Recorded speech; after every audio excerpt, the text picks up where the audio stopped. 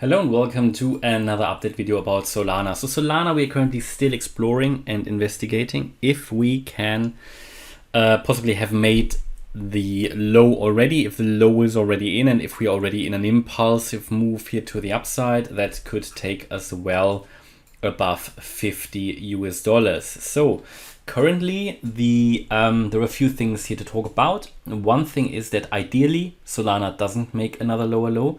That is purely based on the situation that Solana already broke below the 88.7% FIB level. That is pretty much here around $30. That's a very important Fibonacci retracement level. That is actually the last relevant Fibonacci retracement level on the FIB scale.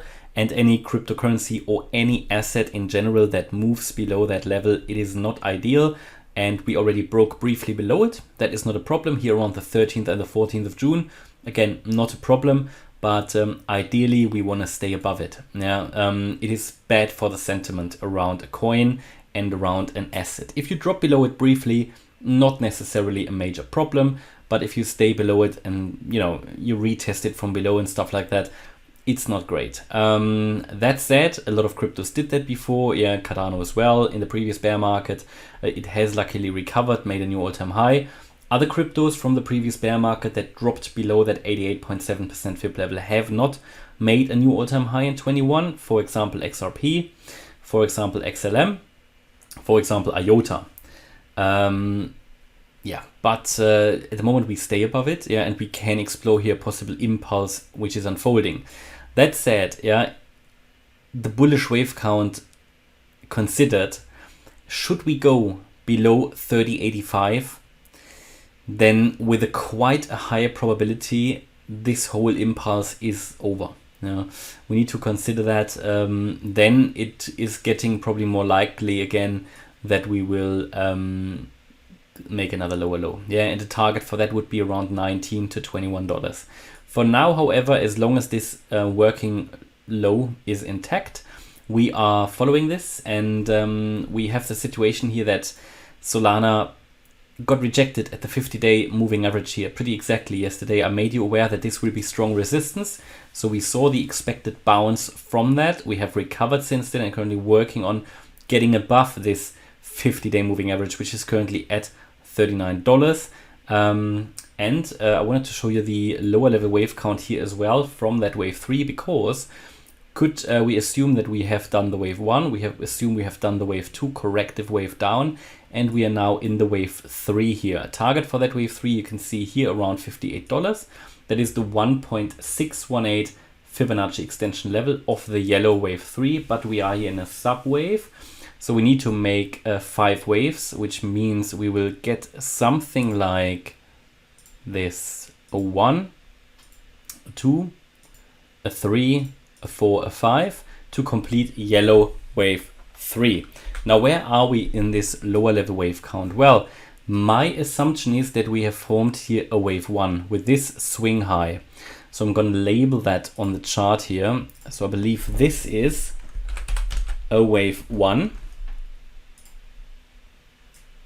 That high, and that we have made a wave 2 here, the swing low at $36.40,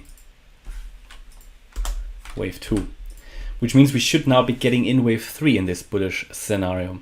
How can we count this? Well, I have to count it as a leading diagonal where overlaps are possible. And we can do that by labeling, again, just subwaves here, but we can count this as a wave 1. This down here, then a swing low here as the wave 2. Then we had here a wave 3 to the upside, all within a leading diagonal pattern where you can get those overlaps, a wave 4 to the downside, and then the wave 5 to the upside where the wave 1 was completed, a higher level wave 1, and then we saw an ABC down in this wave 2, and we might now be getting in the wave 3. Best evidence for that the wave 2 is complete and we get into wave 3 is a move above $40. that is what we're waiting for now. Get that $40 move broken. So next or key support currently is here that $36.50 level. That is next working support. So let me move that down here. Key support here. That level needs to hold, yeah. And as long as that remains intact, Solana can work its way higher and